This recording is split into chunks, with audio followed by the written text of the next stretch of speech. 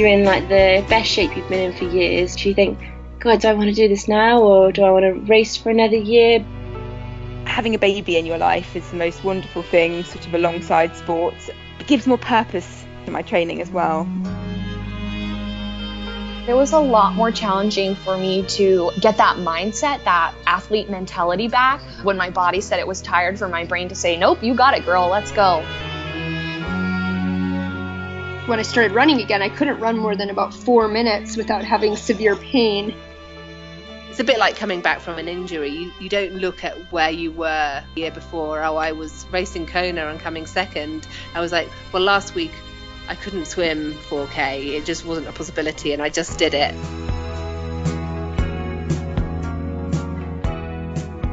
You're listening to Swim, Bike, Mum, a pregnancy special on the Oxygen Addict Triathlon podcast. I'm Helen Murray, and in this show we're going to be focusing on pregnancy.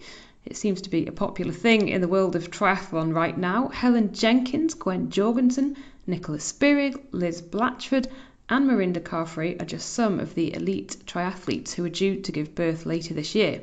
Coming up, you'll hear from the coach who had to change his methods when his athlete unexpectedly became pregnant, the new mum who feels she's come back even stronger after pregnancy. We'll also be talking to an expert about what advice there is out there for athletes, and we'll hear from the mum whose photo went viral after she was pictured breastfeeding her 7-month-old son at the finish line of a race. But first, let's hear from 2-time world champion and 3-time Olympian Helen Jenkins, who's expecting her first child this summer.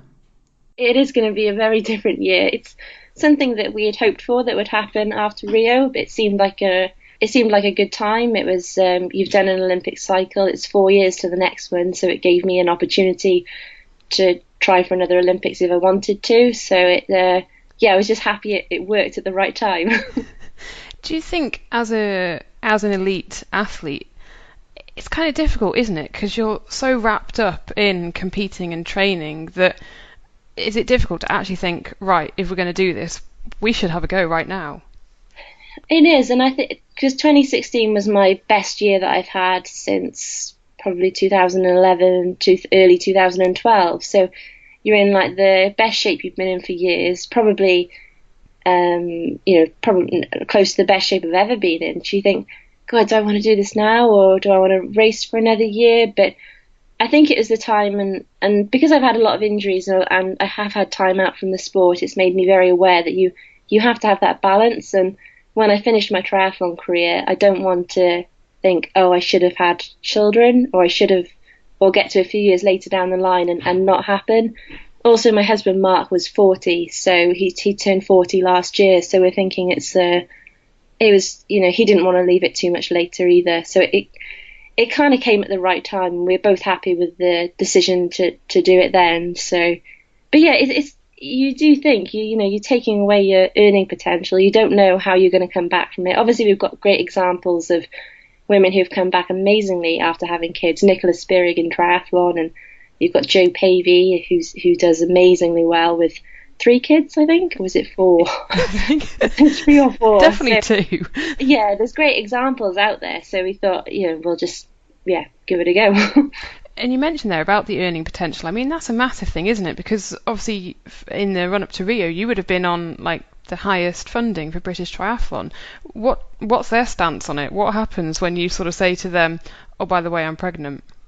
So I wasn't on the highest level of funding. I was on like our podium funding. We have A, B, and C, and they were really supportive, and they have been very supportive. And I've kept my funding for this year. So it's basically, I think it comes down to your performance director's decision and what they decide to do.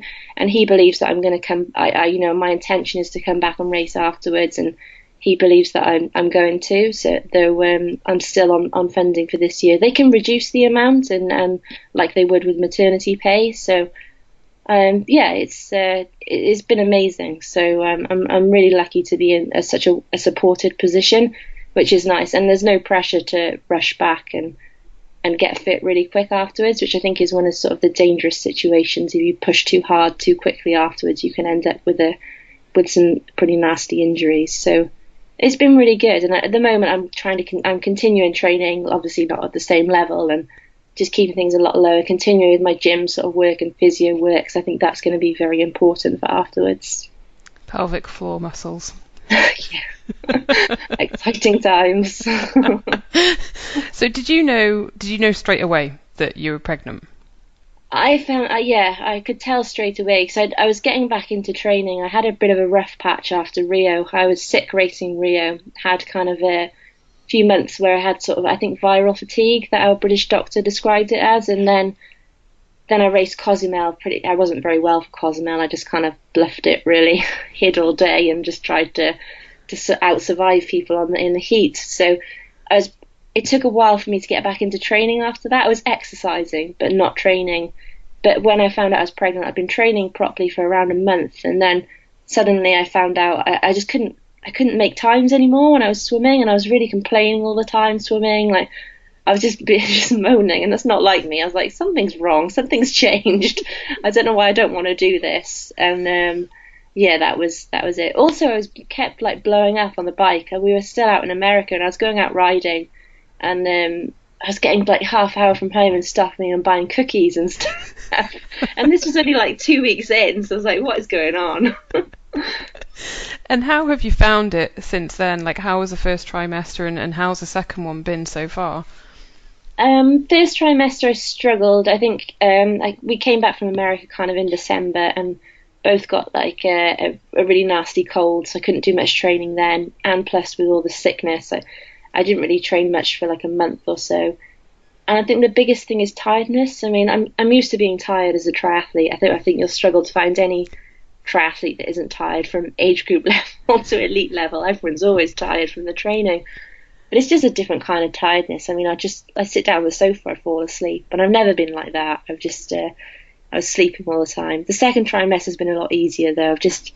You get that bit more energy and I still have days where I wake up and I'm really tired and I think I'm not going to do anything today, or I'm aching a bit. So it's quite nice to have that option. But for the most part, I've been all right for the second trimester. And how have you been approaching the actual training? I mean, you said you are still doing the training. How have you been approaching that? So I'm trying to. It's really hard for me because I love planning. I love having a plan, a training plan, and sticking to it. And I've just found I can't stick to anything. I'll plan to do, this swim this week, and then I'll run on that day, and then it just doesn't happen. My body's like, no, you're not doing that today. So I think not planning has been the hardest. But I'm probably swimming 3 or 4 times a week. On the turbo, I haven't been out riding, so I've been on the turbo mainly like about 3 times a week, and I'm running 4 or 5 with 2 gym sessions. So it varies. Some weeks are a lot less, and everything feels so slow, but I'm still enjoying it, and the biggest thing for me is running. Any long period away from running, I kind of tend to get injured. I get more injured when I don't run than when I run, so I'm hopefully going to try and keep running for as long as possible. And how have you just reduced the intensity of it all? I mean, is it just a lot slower? But I haven't really had a choice in that matter. It's just that's the way it's gone. I've just I've had to really back off, and I think I haven't run faster than 12k an hour for a good few months. And swimming, I can still swim off a 125 cycle just when we're doing our session. I'm at the back of the lane and I'm cruising, but it's quite nice. Like it's just nice for a change. I mean, it makes a change. You go because I swim at 5:30 till 7, like 3 or 4 mornings a week, so it's early. But we get there and it's quite nice going, and I don't have to go hard. Even if it's a hard session, I'm like, I'm not going hard today. I'm just cruising at the back. So that's kind of been a bit enjoyable for the first time in a long time. I don't have to push too hard. Yeah, you mentioned before, I mean, that is a fair point, that you've been doing triathlon since the age of 15, over pretty much half your life, or thereabouts half your life. And it must be the first time that you've actually been able to take a different approach to training. Let's forget injuries, It has been a very different approach, because even when you're injured, I think you're constantly trying to find a way to get better or improving, something else. Quite often, if you're injured for running, your swimming obviously improves a lot, or you spend a lot more time in the gym. So it's been very different to switch off from that side of things for it's been a long time. So it's been really enjoyable. I'm trying to embrace that side because I think it's the first time it's the first time ever really. So it's I'm trying to enjoy it and not sort of stress myself out about it. And there are lots of other triathletes who are pregnant at the moment as well. You've got Gwen, you've got Nicola Spirig, Mirinda Carfrae's just announced that she and Tim O'Donnell are expecting. Liz Blatchford is expecting, isn't she? So there's a lot. Are you in touch with the other girls and just swapping stories and swapping feelings of, oh, I'm doing this, is this right, is this wrong, I don't really know? I have been in touch, especially when I first found out. I messaged Rachel because she just had her baby Archie, isn't it? So it's really nice just to say like what I was going through, and she's like, yeah, that's exactly how I felt, and you think, oh, thank God, that's about right. And then I saw Gwen's announcement, and she announced it before I did, and she's due 3 days after me.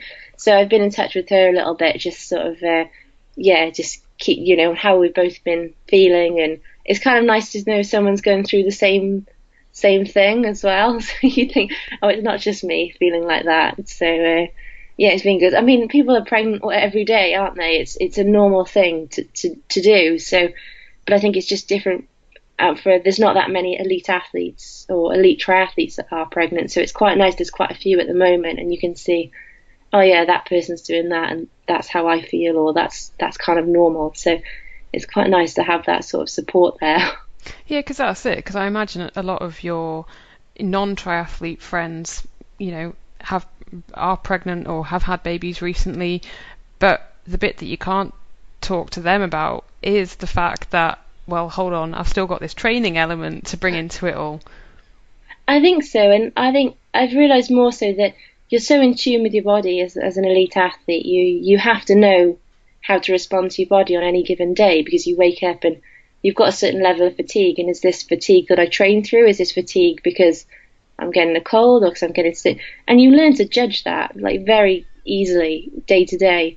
So you've got a complete like alien scenario at the moment. You don't know what's normal, what's not normal, and I think that's been the biggest thing for me, is that how different my body feels to how I normally am. I think just you not being in control. Like I kind of miss like pushing myself hard and training hard, but it's I think you just have to kind of get your head around it that's not going to happen for a while. And how have you got your head around it? Because you would be used to swimming at the front of the lane, and now you're saying you're at the back. How do you go home and sort of deal with that? I think just because that it's my choice of what I'm doing, and I'm really happy it's happening. I'm happy that by the end of July, August, that we'll be parents. So I think it's for a greater good. So you just do. It's hard to take that competitive element away. Like I kind of get annoyed when I'm missing I have to miss 50 and of a 400 meter rep because I'm too far behind or I'm getting caught. So I kind of get a bit annoyed at myself, which is ridiculous. But I know it's for something that I want to do. One of the biggest things for me has been like I suppose your body shape's going to change, but it's so surprising that so many just closed. I have two wardrobes anyway. I have like a wardrobe that I wear like when I'm racing, when I'm in season. And then I have jeans that I wear in the winter when I'm not training. And now I'm like, God, I need jeans for pregnancy now. I've got like 3 wardrobes. So it's and sports bras and that kind of thing. So that has been really different, because I think people are used to seeing you as sort of a fit, thin athlete, and you can't, or fit, thin, strong. I think just in shape, just in that sort of elite athlete shape. I wouldn't say it's just thin. It's more the strength thing. So people see you and they're almost a bit more shocked, because it's so much more extreme to how they normally see me. And most pregnant people don't probably. I mean, I'm in a swimming costume half the time, so it's kind of obvious that something's very different. One of the younger girls I swim with thought I'd had a boob job when I'd come back from holiday. She said to her mum, "I'm sure Helen's had a boob job," and then they found out I was pregnant. Her mum was like, "No, it's not that." Talking of sports bras, right? Are there decent sports bras for you? Have you found that a bit more difficult than usual, trying to find a decent sports bra?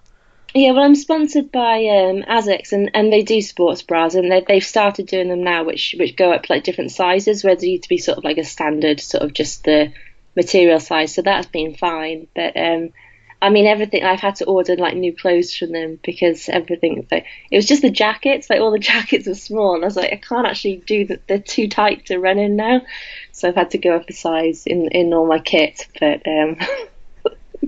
the small things. It's just different. It's just different. That's all. So I got some new kit though, so that's always good. So you were saying before that you still intend to come back. You know, Tokyo could be an option. I don't know, are you thinking, I know things might change, all that kind of thing, but at the moment in your head, have you got an idea of, right, I want to be on the start line in Gold Coast next year?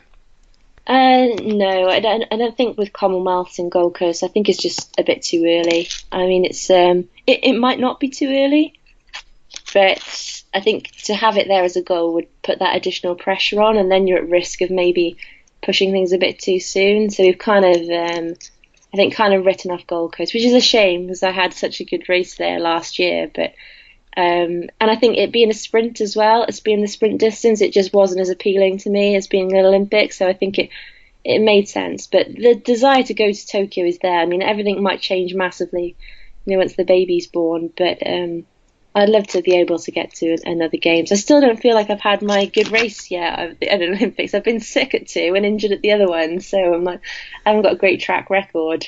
But it's something I'd love, but it's not. I'd still love to race. Even if that doesn't happen, I'd still love to race the World Series for a few more years because I love the racing. And when I was watching Abu Dhabi, I was like, oh, yeah, I really want to be back out there racing, but obviously not for a while. I'll give myself a bit of a rest from that first. Do you think there is a bit of a pressure for elite female athletes who have just become new mothers to get back really quickly? I think there is. I think mainly it's probably a lot of it's from yourself because my opinions may change once the baby's born, but I think if it's your main source of income, then I think that's a big pressure, which for most people it is.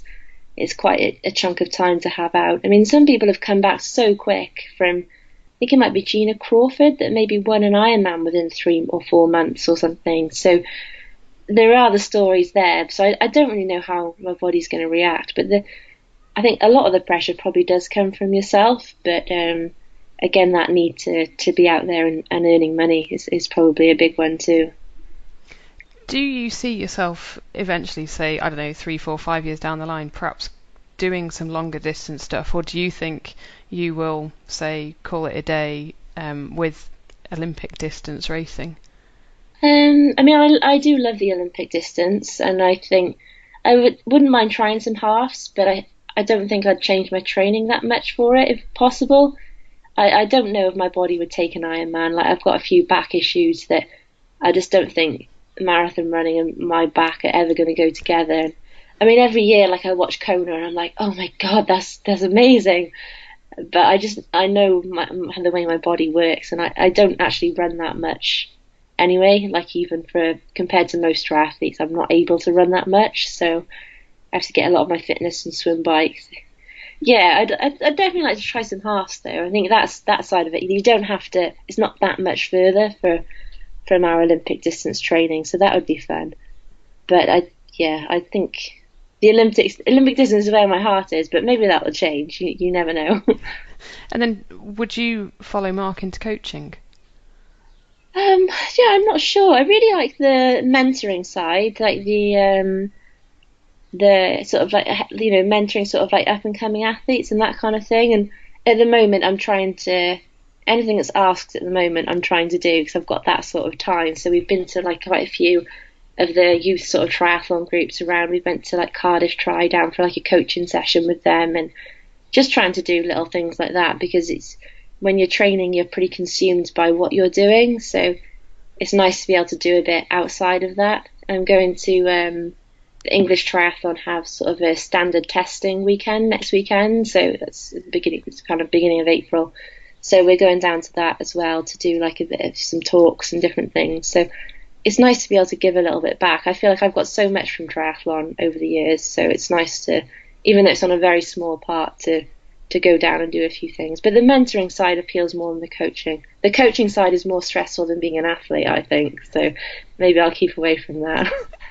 And when Mark has been planning your program now for during your pregnancy, has he been able to research it at all, or does he just talk to you a lot about it and, hey Helen, how are you feeling, does this sound all right? We haven't really planned anything. We just haven't been able to. I mean, it's just been, I think the main thing's been keep doing everything, all 3 disciplines, and whenever I feel okay I do them. So I think swimming is the easiest to do because it's like non-weight bearing and that kind of thing, and the turbo's been fine as long as he comes on as well to keep me company.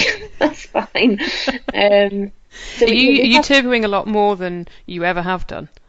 I've always used the turbo quite a lot anyway as sort of a training tool, and again risk with my back when it's been like sort of if it's like really windy weather and stuff. So I don't mind too much. I can get my head around it. It's not that bad. Get some music on and I'm fine. But I was just a bit wary of riding out on the bike, going outside. I'm not worried that I'm going to fall off, but it's you just don't know what's going to happen to you. And the roads we have some really quiet roads around here, but I have to get through like a busier bit of town to get there. So I just didn't want to risk it. So the turbo will be fine. I've been on the mountain bike though, just on the cycle path. So although at the moment, like, it was lovely weather on the weekend, I'm like, oh my god, I'd love to be out there riding this today. I never thought I'd say that. I always thought I'd be like, nah, screw the bike. But no, I am missing it a bit. Sometimes it's as much of a mental thing as it is just physical, isn't it? I think so. Just being, I mean, the biggest thing for me is I've done a lot of thought about this lately and what I enjoy about the sport, and that's why I will come back into it. And even if I wasn't going to do triathlon, like, I love the part of being outside and just that sense of like freedom. You can go wherever your legs take you, on the bike or the run. It's or if you're out more swimming, just that outdoor, that being outside and outdoors makes such a difference to me. And I think it's something that it means I'm going to do sport for the rest of my life, because that's what I love. That's what keeps me happy. So I think, to think, I can't do it makes you want to do it even more. Isn't that cool though, that you've actually had the time more recently to realise that actually that is what I like about it? That's what makes me tick. I think so, and a lot of it's come from sort of the injuries I had around sort of 2012 and leading into the games, because that was such a pressure cooker environment. Like, it was so intense. Both myself and Mark were just trying to get through that Olympics, and we came out of it the other side, and you're just a bit shell shocked. So we had to do a lot then to realise, like, why we want to do the sport. Why would you put yourself through that why would you potentially put yourself through that scenario again? So even since then, we've done a lot of work on what makes you want to do the sport. Why does it keep you happy, and having that balance, and I think you realise how quickly the sport could be over. I mean, I had an injury at that point. I didn't know whether it would ever get better. It was, thankfully it did. But you have to be okay. Like, if sport finished tomorrow, like, am I going to be okay? So I think that kind of, like, knowing that about yourself has definitely made me a more balanced athlete over the last year. And I think that's why 2016 was a lot better for me, because I reached that place where I was like, this is not everything to me. It's a massive part of my life, but if it all ended tomorrow, I'd be fine. And that's one of the decisions to go ahead and have a baby as well. I know that whatever happens after the baby, that we'll be able to cope with it, and I'll still be outside training. That's Helen Jenkins, who decided post-Olympics was a good time to try for a baby, while Esme Matthew is a technical lead for physiology at the English Institute of Sport. She's been working with elite athletes and coaches for the past 7 years and says that's not uncommon.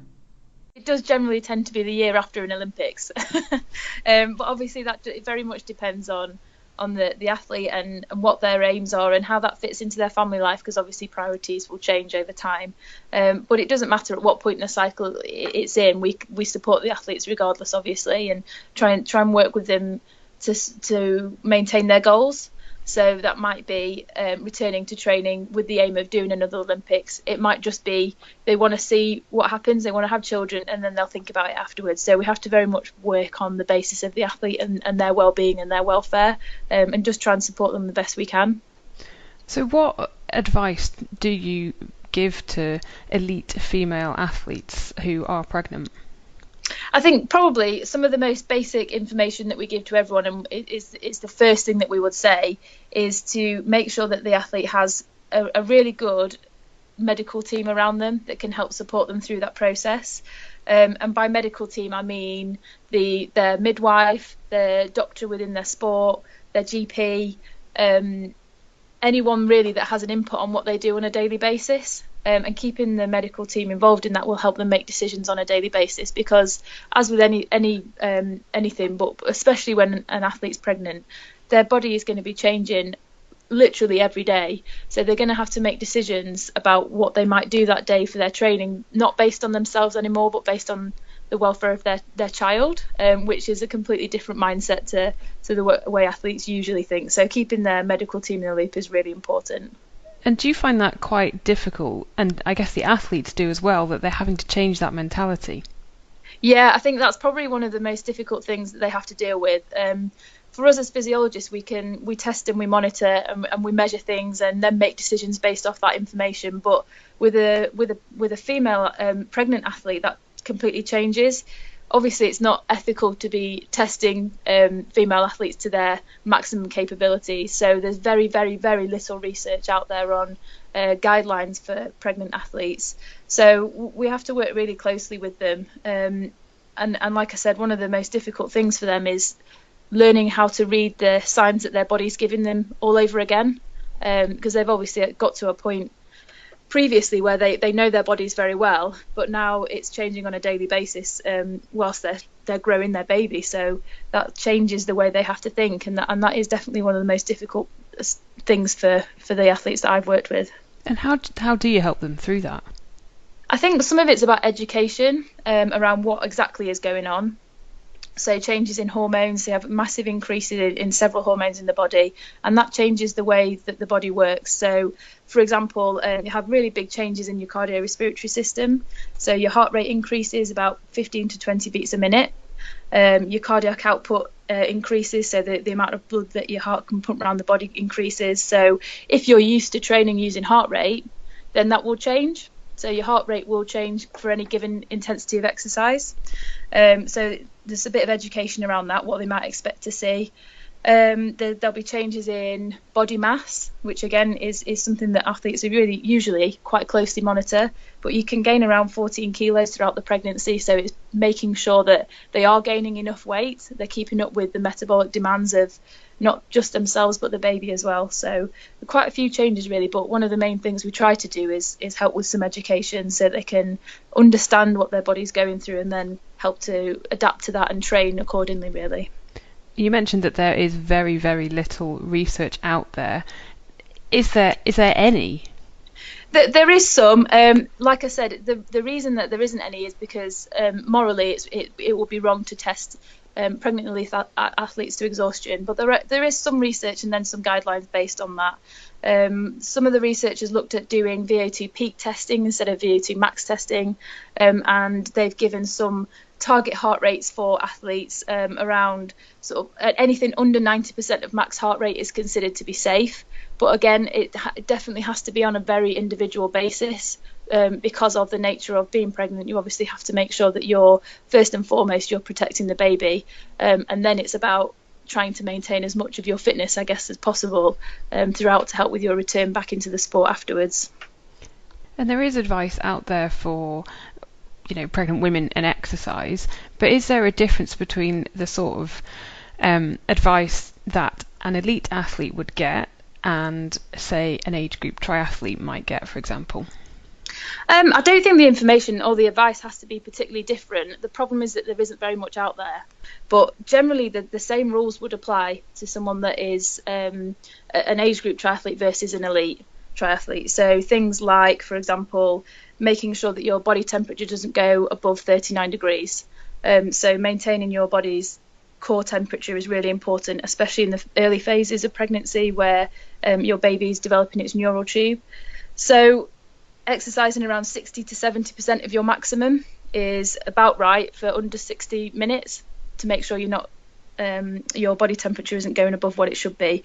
But for an elite athlete, that might look slightly different. So you have to look at their training history, what they're capable of doing, the environment that they're exercising in to make sure that, like I said, they're sort of maintaining some of the safety guidelines. But as far as training is concerned, the main message is that you can carry on training. There shouldn't be any difference for an elite athlete versus an age group triathlete. Whatever you're used to doing, you will be able to maintain some level of that throughout your pregnancy. So in terms of that, it's about not pushing yourself more than you're used to doing, but equally you don't have to take the foot off the gas. Essentially, you can carry on training. There's no problem with that. And there are massive benefits for actually doing it, aren't there? Yeah, there are actually. And one of the things that I think people, it's not very widely talked about, but you actually can maintain your VO2 max throughout pregnancy with a reduction in training. And in some cases, it can improve. You have a massive increase in blood volume, around 50% throughout the pregnancy. And that is maintained for a year after birth as well. So you can actually have some quite large gains in some of your aerobic indices as you go through pregnancy. Now so one of the people who is in this podcast mentioned that it's a bit like training at altitude. So is that a similar? Yeah, essentially, I guess it is. It's essentially just that your body is adapting so that you can have an increased blood supply to the baby, essentially. So your body goes through all of these changes similar changes that you would expect if you did a big block of endurance training. So essentially you're getting those adaptations, and I've had similar feedback from some of the athletes I've worked with that they've found when they've come back from having a baby and they're getting back into their training, the endurance side of their training they've not found very difficult because they've maintained that level of cardiovascular adaptation. But then I guess that they do struggle with other bits. So just explain, what is the other bit that they would struggle with when they come back? Because again, a number of them have said, I could barely do 2 or 4 lengths when I got back into the pool or something. Yeah, so I think some of that will be muscle strength that's been lost, and it's not always possible to mitigate some of that because you are limited in pregnancy about sort of some of the strength-based activity you can do. Carrying on doing some weights is absolutely fine, but if you are used to doing, say for example, some Olympic lifting, you wouldn't be able to do that all the way through the pregnancy. Mainly due to things like you need to avoid doing the Valsalva manoeuvre. Any increases in intra-abdominal pressure can decrease blood flow to the baby. There isn't any evidence yet to say what that actually does to the baby, but it would be common sense to avoid that sort of exercise. And the other problem could be that it would harm your pelvic floor support, which obviously will have impact on your life going forward. So the sort of strength-based side of things may be difficult to maintain. But I don't think that's necessarily a problem. It's just about managing your return to exercise after that, really, and trying to make sure you focus some of your energy on getting that back up to the standard you're used to. But like you said, it might not be as difficult for some of your endurance-based exercise. It's interesting. So what advice is there for the postpartum period and actually making that return to training and exercising? Again, there's very little, unfortunately, out there. The area is developing, though, so it's worth people checking things like the British Journal, medical journals to sort of keep up to date with any information that's coming out. But one of the main things to think about is actually what happened during the birth and then how that will affect you getting back into training. So one of the biggest pieces of advice we usually give to athletes is to say, we can manage your progress through to birth, but then after that we're going to have to just wait for you to see what happened, and then we can talk about what might be the next option for getting back into training. So if you had a normal delivery, then it might be that you could get started back into just doing some sort of exercise earlier than if, say for example, you had a C-section. So it's just about managing what the birth was like and then how we can help to get back into training. But for everybody, there's no reason why you can't start doing pelvic floor exercises sort of pretty straightforward afterwards. So there isn't much out there though, unfortunately. What about, I mean, do you think that a lot of elite athletes would feel extra pressure to come back really soon because things like funding and, that is their job, etc.? Yeah, I think unfortunately that's one side of it that I've seen quite regularly is the pressure that athletes put themselves under to get back into training and back to what they perceive as being their best. And obviously we've seen many mums do that. Paula Radcliffe, Jessica Ennis-Hill, several others that have come straight back from having children to be really successful in their sport. And I know from watching other athletes do that, it's not easy, because it's not just then about training, it's about family life and for well, especially the first period, being very tired and a lack of sleep doesn't help with when you're trying to train. But I think probably the psychological pressures are much bigger than even the physiological pressures that you're putting yourself under. So what piece of advice, if you could give one piece of advice in terms of pregnancy and sport or pregnancy and triathlon, what would it be? My one piece of advice is not to see pregnancy as something that will hinder your performance, but when it's managed really well, there's nothing to stop you exercising all the way through and then being able to come back even better afterwards.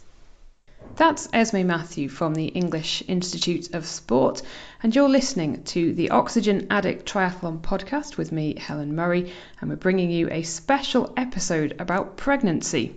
If you like what you hear, you can check us out on iTunes and you can leave us a review. We release a new show every week with tgstore.co.uk and precisionhydration.com. One person who says her numbers are up since having a baby is Kate Allen.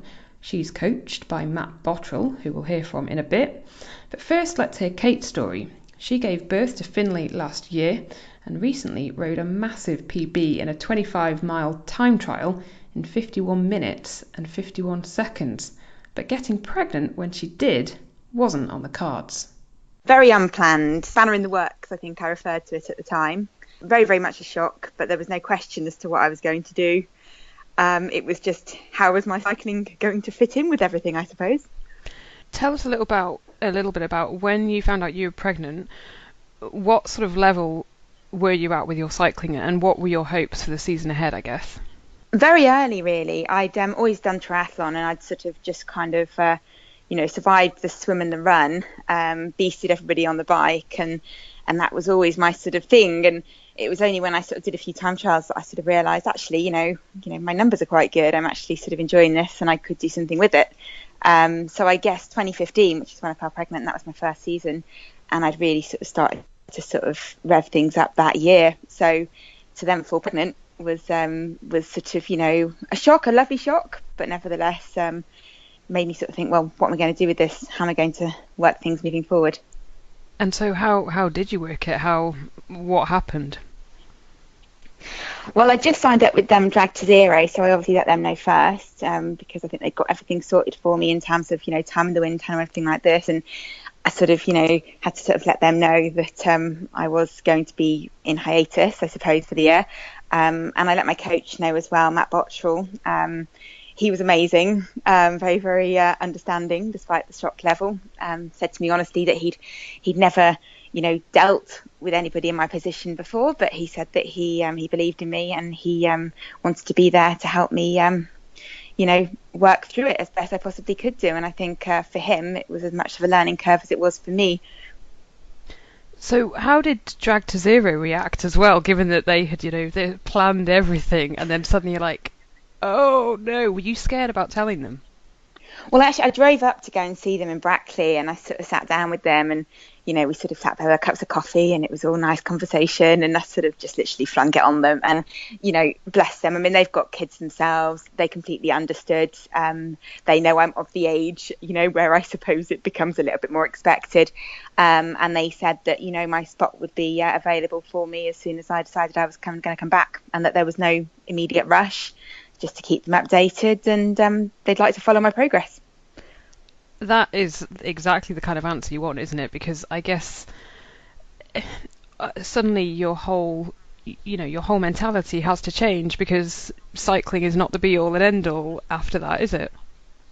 Absolutely not. I mean, your priorities completely get altered. And, from the moment I found out, my priority was to, ensure the safe pregnancy and the health of my baby. So, I had to really mentally take a step back from my cycling, and, reconfigure what I wanted and what I wanted to achieve, and how the next 9+ months were going to look.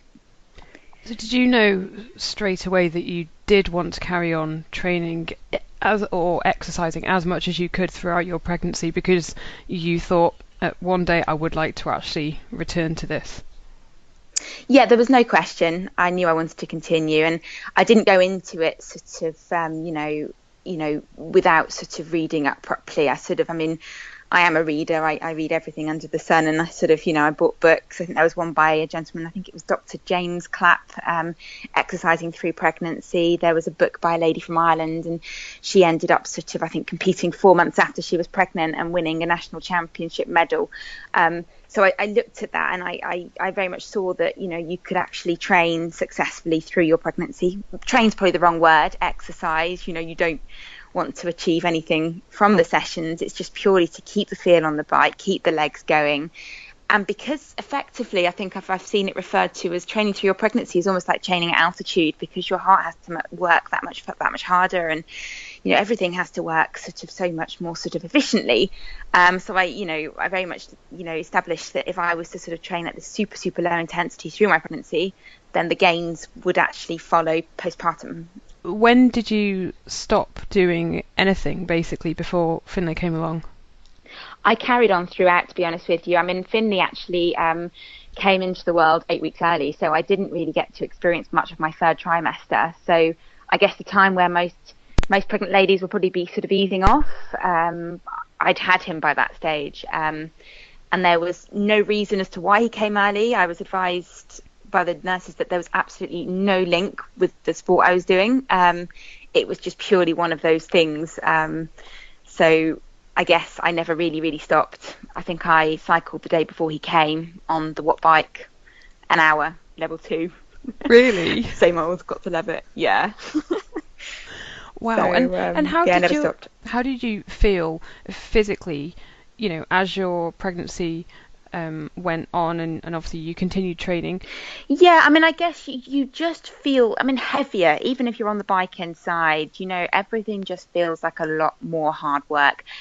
And I guess you're probably far more super sensitive to everything as well, whereas normally you'd sort of, you'd sit there and you'd be plodding along, and you'd be quite sort of, happy thinking about other stuff. I found that when I was actually training in my pregnancy, I was so super aware of what was my heart rate doing, was I getting too hot, had I drunk enough water? And I guess for me it was more that side of things which was the big thing. I just became so hypersensitive, and maybe in some ways that's actually stood me in stead following the pregnancy as well, because I'm actually able to listen to my body far more effectively, get warning signs, know when I'm working hard enough, not too hard enough, etc. So I guess that side of things really changed for me. I became much more hypersensitive. And I think that's what seems to be a common theme, that it does make you finally listen to your body. Yeah, absolutely. And even postpartum, when you're sleep deprived, you can't be pushing yourself hard. Your immune system's going to fight back. So you have got to be so on it in terms of, how you're feeling, what your heart rate's doing at rest. Have I got a niggle because of everything's out of whack with all the relaxing in your body? So yeah, it does certainly bring everything into a much different perspective. And what was the relationship like with Matt, your coach, throughout your pregnancy? He was incredible. We'd literally have daily contact. He'd feedback on each of the rides. If he saw my heart rate sort of, starting to sort of, spike slightly, he'd pick up on it. He was just very there, very on it, I suppose, and really helped me a lot. Wow. And then postpartum, what's it been like then? When did you start exercising or training again? I took 6 weeks off completely, so I didn't do anything, and that was in part because I had to have a C-section, so the recovery was much more intense. And Finley was also in hospital for 4 weeks, so I was in hospital with him for the duration as well. So there, walking was the initial, I suppose, fitness. You wouldn't even call it fitness, you just called it, I was an amble to begin with, picking it back up again.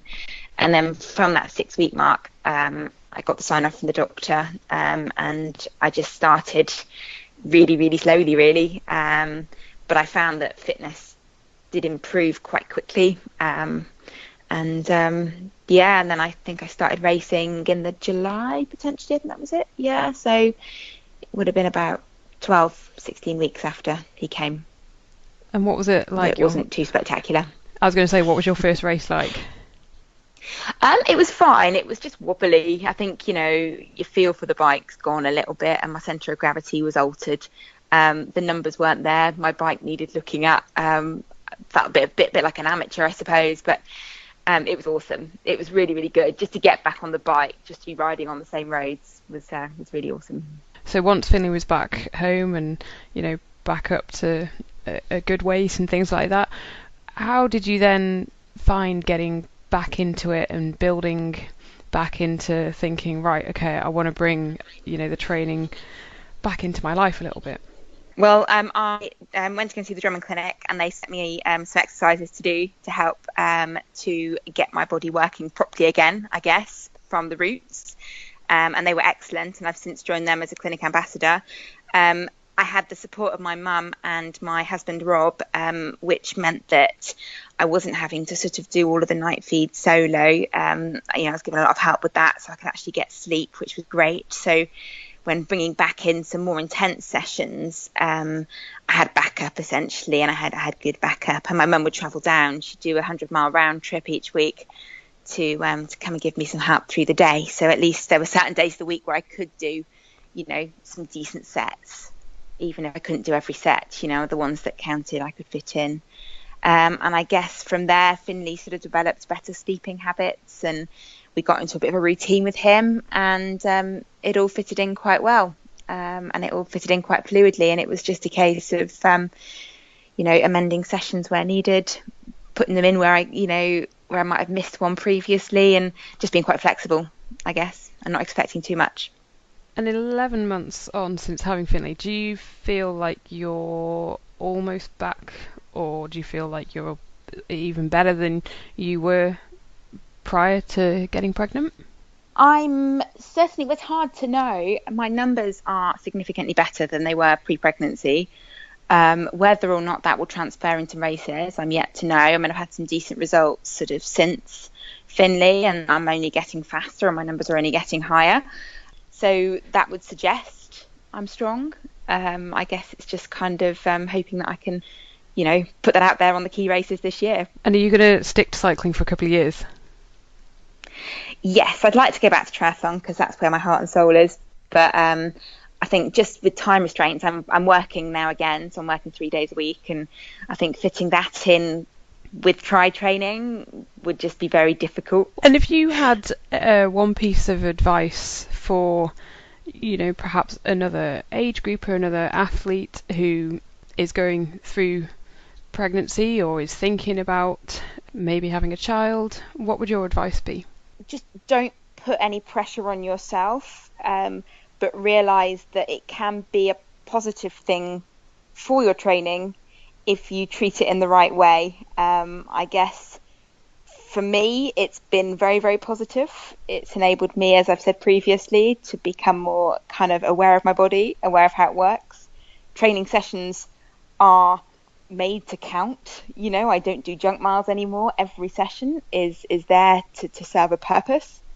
And I think with that change of mindset, it can bring about some really good rewards. So certainly if there is anybody there who's maybe pregnant now or is considering it, I would say, it's exciting. And having a baby in your life is the most wonderful thing, sort of alongside sports. It gives more purpose to my training as well. And I think there's a lot to be said for that as well. Let's get Matt Bottle's perspective on it all now. He takes us back to when Kate told him she was pregnant. Yeah, it was a bit of a shock. Obviously, when she first told me, I was like, right, I've never, been in this situation before. I don't exactly know what we can do. And she was like, obviously panicking, thinking, oh, do you still want to coach me? I was like, yeah, of course I do, but let's look into how we're going to go about this. So yeah, it was a lot of communication between us to get it right, but yeah, it was a bit of a shock. At what point did you feel confident that you could coach her through it? Pretty much straight away. Within, obviously, when she told me, it took like 24 hours to sink in. But then I was like talking to my wife. Obviously, we had 3 kids, and obviously I knew what it was going to take out of you from like a parent point of view. But I'd never had a baby myself, so. I was speaking to my wife, and she was always active through her pregnancy.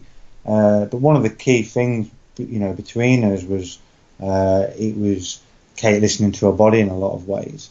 So that's pretty much instantly, and obviously read up on a few bits.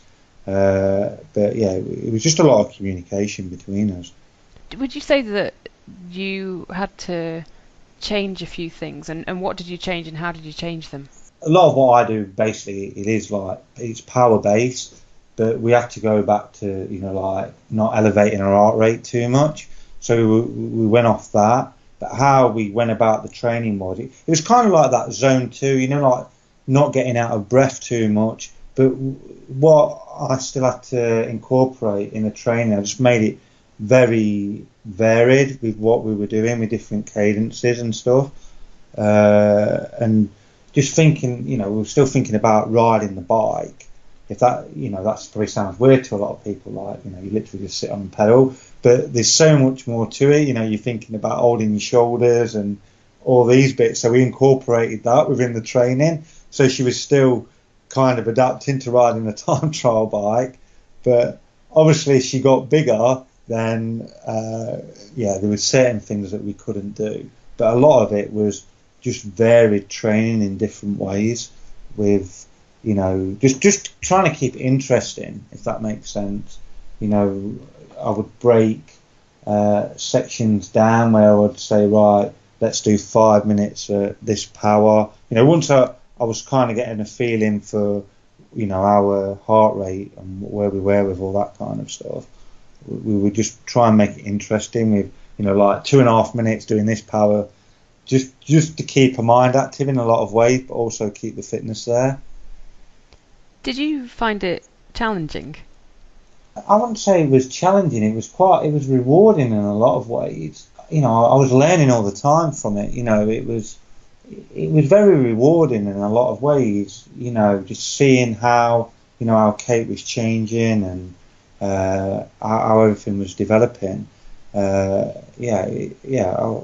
Of course, a little bit of a challenge, but yeah, we got there. It was. And how excited were you about her still wanting to, continue racing after having Finley, and actually seeing what she could do a few months down the line? Oh yeah, that was that was the first thing that Kate said to me. I still want to be competitive in cycling. I said, yeah, we are. You have to listen to your body.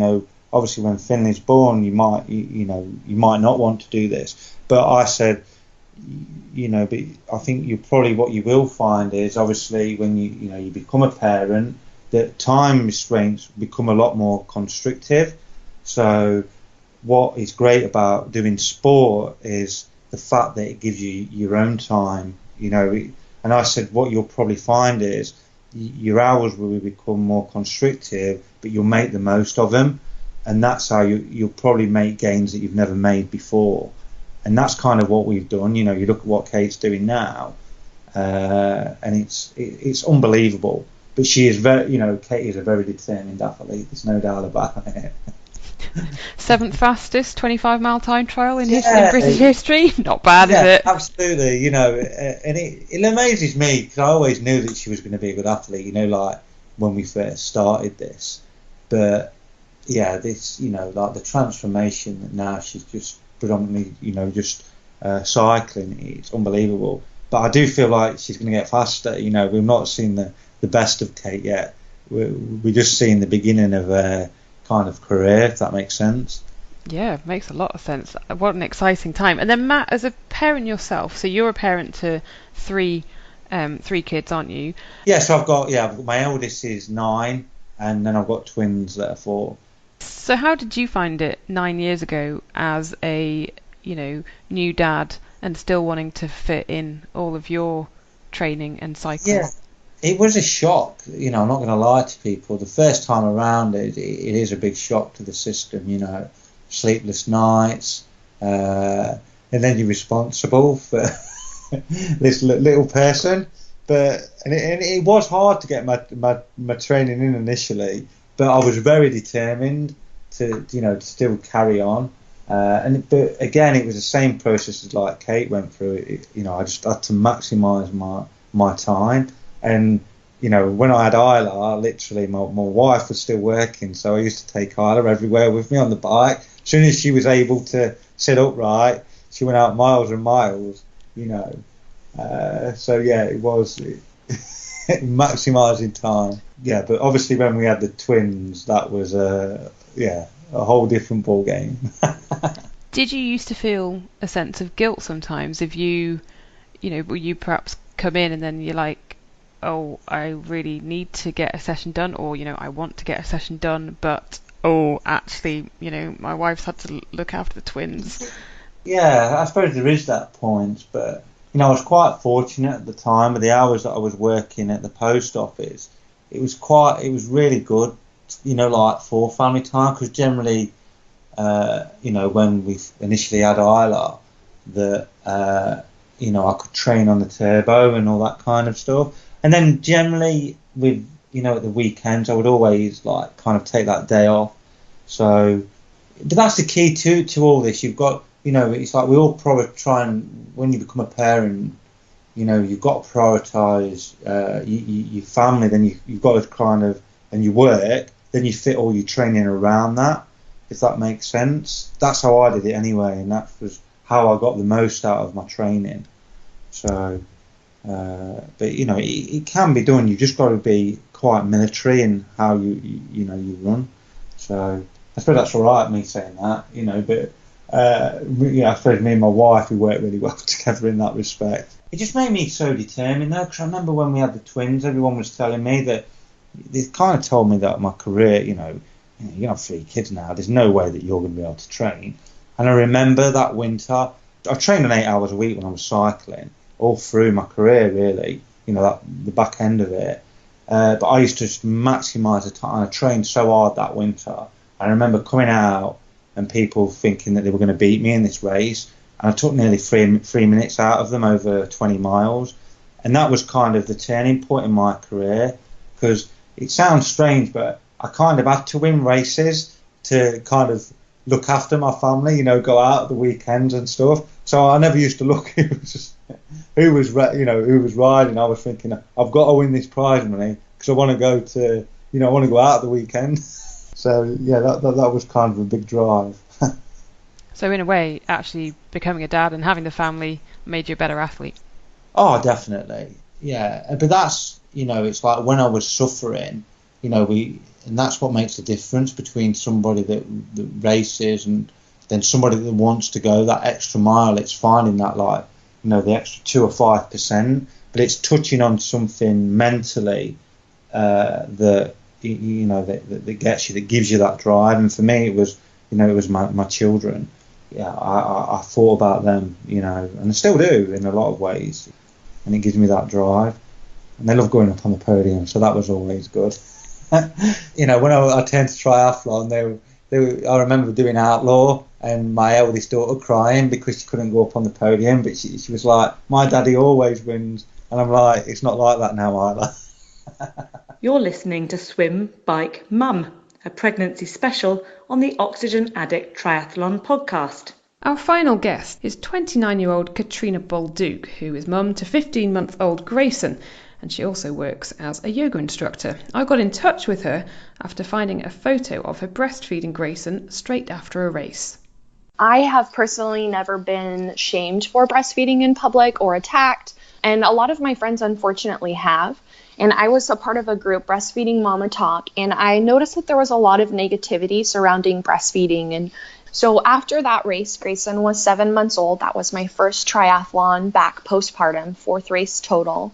And at the finish line, my son was hungry, and so naturally I just began to feed him, and then kind of a little light bulb went off in my head of take a picture. So I asked my husband to take a picture of us at the end of the race, and then I shared that picture on Breastfeeding Mama Talk, that breastfeeding group that I was a part of. And I received so much positivity, and so many women were thankful being able to see that that we are able to go out in our community and be supported, and we are able to breastfeed, and there isn't always that negative stigma and those negative attacks around breastfeeding. Did you think as well, because it was you in Lycra at the end of a race, do you think it kind of gave out that positive message as well of actually the ability to still do exercise, still train during pregnancy and afterwards as well? Absolutely. Yes, I think there's a lot of body shaming going around on moms, not only just on their bodies postpartum, as a whole, but also on breastfeeding in public and having your hair done and having your makeup done. And I think there's a lot of pressure, a lot of unrealistic pressure put on moms, put on pregnant people. And then, you get the people that say you're not exercising enough or you're exercising too much, and everyone kind of has a say. So I feel like, yes, it was a very positive experience for myself as an athlete, for myself as a mother, for myself as a breastfeeding advocate, and for my community, because I was very supported after that race. People engaged with me. They congratulated me while I was breastfeeding. So not only was it positive for me and my direct family, friends and community, but other people were able to see how people were reacting. So it was sort of like a chain reaction moving from me, a single being, outwards, of mostly positive light.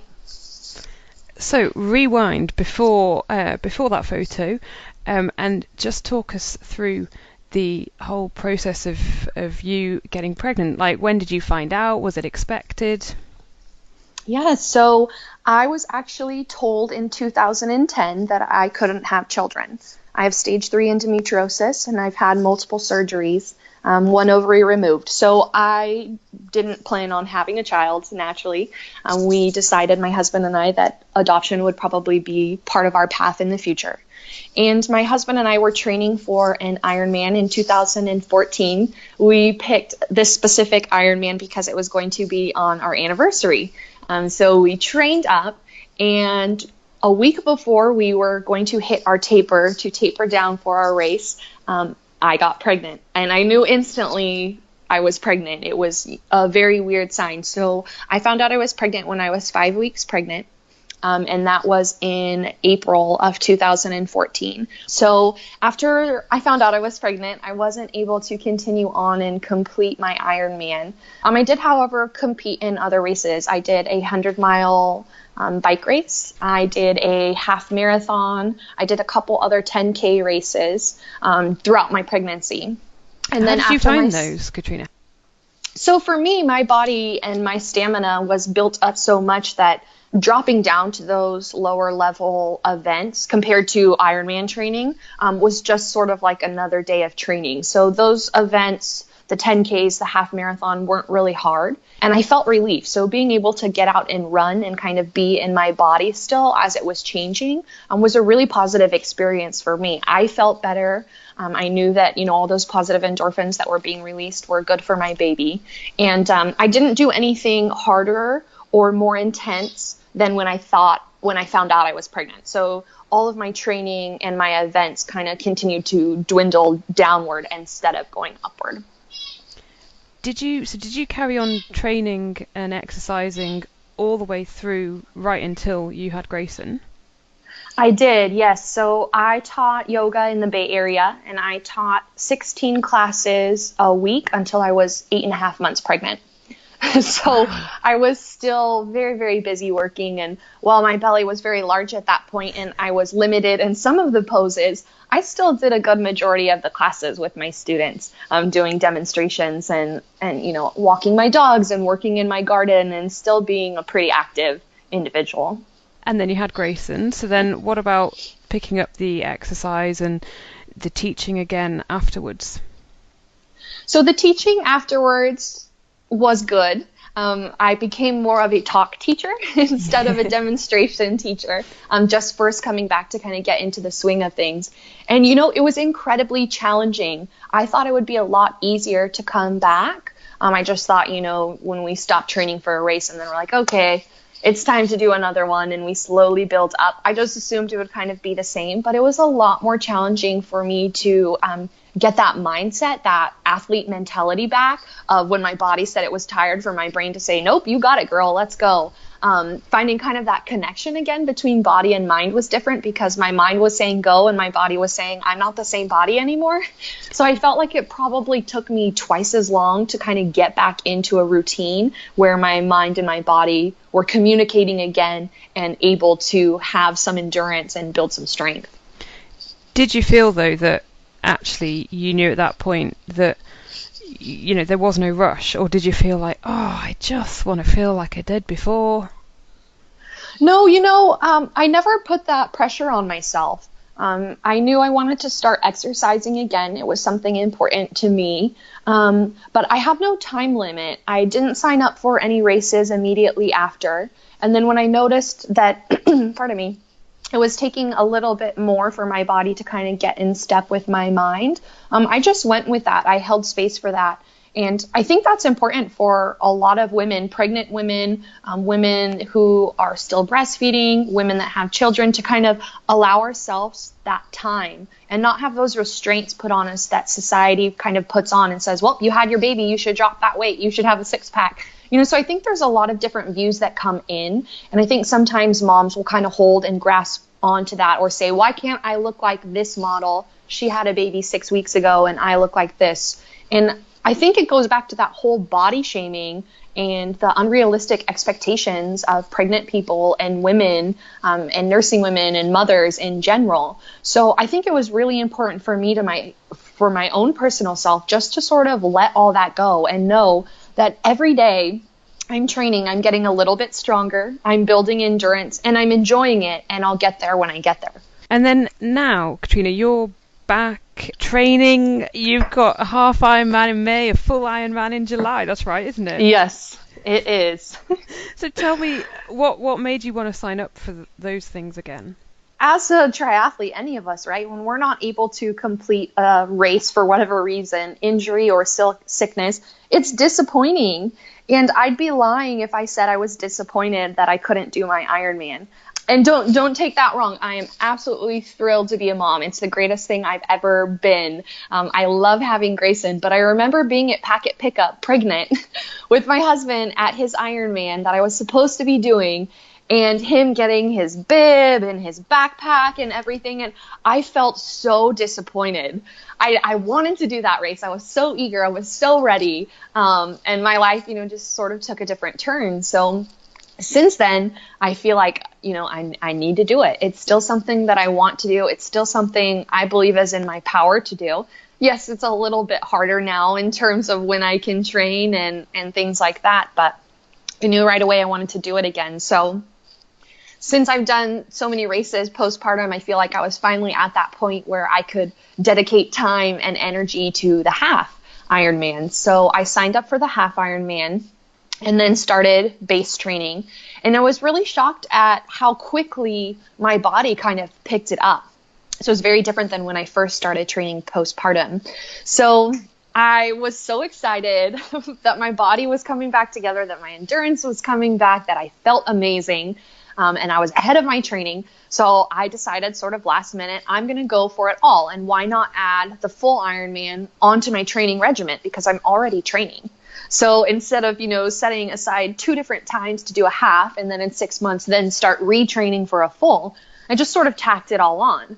So now my training, I'm kind of right at and just exceeding what I'm going to be doing on my half, which is in 6 more weeks. And so I'll continue to build. So by the time I get to my half, it's just going to be a training day. Brilliant. And how have you found the training now that you're a mum and having to fit everything else in? It's chaotic. It's absolutely chaotic. So my living room, I have my Shiv in here on a bike trainer. I've got my treadmill shoved in the corner. There's toys all over my living room always. And training, I just am very easy with myself, knowing that sometimes I can't complete a workout in one shot. So I try to do the majority of my training when my son is sleeping. But unfortunately, anyone with small children knows you can't ever really count on that. So I've been very creative with my training, and I actually barricade myself in on my treadmill and on my bike using couches and using my son's toys. That way he can be out in the living room playing, but be safe and not be trying to stick his fingers through my bike or, get on the treadmill with me when I'm running. And so sometimes training, my 12-mile runs may take me 3 or 4 goes because I'm on and off and making lunch and then putting him down for, a nap and then coming and getting back on. And I'm just really patient with myself. And I look at it as you don't need to get it all done in one chunk today. You just need to get it done today. So sometimes, it's awesome. He'll sleep and I'll run, 13 miles. And I'm like, holy cow, he's still sleeping. That was awesome. And then the next week, I'm like, I started training at 10:30 in the morning. I only needed to run 8 miles and it's 4:30 in the afternoon and I'm just now finishing. Because literally sometimes he'll be like so excited and playing with something. And I'm like, great, I can get a good 10 minutes here. And the second my treadmill starts, he comes over and he just wants to play and engage with me. So I'm like, yep, did 10 yards and I'm right back off. But I think it's been good. And, even the times when I'm not on my bike or on my treadmill, I'm running around chasing him too. So I'm active all day. It's just, the intensity will vary based on day to day. And then swimming's the most challenging. So swimming, I'll meet my husband for lunch. He'll take my son and I can get my swims in. Or sometimes I do my swimming at night, but that's been difficult because I typically teach yoga classes in the evenings. And then a couple times I've taken him to play at the kids club at the gym so I can get a little bit of my swim in. So the swim's been the most challenging because I can't really do that in my living room. Wow, it sounds quite hectic. Yes, but it's all wonderful. And what piece of advice would you have for other women who are either thinking of having children or perhaps they're pregnant at the moment? My advice for that would basically be you do you. We're all so unique and so individual that I think we need to really let go of the societal norms to fit in this box. And I think we need to be patient and compassionate, not only with ourselves, but with our bodies. And allow us, whatever time it takes. If it takes you 3 days, if it takes you 3 months, if it takes you 3 years for your body to, come back and to be in a position where that mind-body connection is there again and you're able to get into a workout rhythm, I think that we should just hold that very lightly and not assume that whatever our best friend did or whatever so-and-so did on TV is what's going to work for us. So I would say, don't listen to the society norms. Don't listen to all of the feedback you're going to get from the public and from your friends, because we get a lot of shaming from public strangers and then from family members, from friends, from doctors or medical practitioners that don't kind of see us eye to eye or have different expectations for us, even though they're not us. So I would just say take your time, have fun, see if it's something that you can do and incorporate your children with as well. So 2 of my first races back postpartum were 10Ks in the stroller category. So my son did the races with me. So that was something fun where I was there. I took him out. He was always on my training, events with me. And it was something fun we did together. And we still do it. We'll go for runs and we'll go to the park and play for a little bit and then get back in the stroller and come home. So I would just say, keep it up. Work hard, mama. You got it. And do what feels good for you. Do what feels good for your body, your baby, and your family. And I would just let everything else go. That is some tip-top advice. What did it feel like, Katrina, that first race that you did back with the stroller? It was amazing. So I was really proud of myself. My 10K time obviously was much slower than my typical 10K time, but my son had a blast. And I was super proud of myself that I was able to finish it. So, it's interesting because as an Ironman, in training right now, it's funny to think that, a year and a half ago that a 6-mile race is challenging, right? Especially, these top triathletes, we get so egotistical about these big events, but really whatever event you're training for, that end goal is a big deal. Whether it's a 5K, a 10K, a marathon, an Ironman, whatever. So for me at that point of time for my body, a 10K was a pretty intense race. So I was super proud of myself that I was able to do it. And I was really excited that I was able to experience that feeling and that excitement with my son there with me. And it really gave me that momentum and that fuel to kind of move forward and continue in the right direction. That's Katrina Bolduc, who's mum to 15-month-old Grayson, bringing this Oxygen Addict Triathlon podcast special to a close. Hopefully you've found this useful, maybe a bit inspiring, and also that you've learnt a thing or two. Thanks to all of my guests for talking so openly and honestly, to tgstore.co.uk and precisionhydration.com for their ongoing support, and to www.freesfx.co.uk for the opening music. You've been listening to a special episode of the Oxygen Addict Triathlon podcast with me, Helen Murray. You can find us on Twitter. We're at OATri Podcast, or I'm at Helen F. Murray. Until next time, have a safe training and racing week.